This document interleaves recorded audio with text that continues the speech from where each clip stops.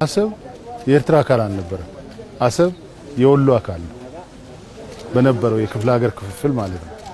እንዴት ሆኖ ነው ነገሩ በሙሉ የተገለባበጠው? ለራሴ የማይገባኝ ይሄ የሆነበት ዋና ምክንያት ሁሉም አጀንዳውን ተጠቅሞ እቺን ሀገር ለድህነትና ለእርስ በርስ ሁከት ዳርጓት እንዲቀጥል ስለሚፈልግ ብቻ ነው። እየፈለጉ ህዳሴ ተመርቋል፣ ምንም አማራጭ የለው። እየፈለጉ መንግስታችን የማዳበሪያ ፋብሪካ እየገነባ ነው። እየፈለጉ መንግስታችን ጋዝ እያወጣ ነው። እየፈለጉ ሌሎች የማዕድን ስራዎች እየተሰሩ ናቸው። እየፈለጉ ከተሞቻችን ገጠሮቻችን መበልጸግ ጀምረዋል። እየፈለጉ ሌሎች የቱሪስት ማዕከላት እየተገነቡ ነው። የሚቆም ምንም ነገር የለም። ስለዚህ ይፈልጋሉ ግን አይቆምም።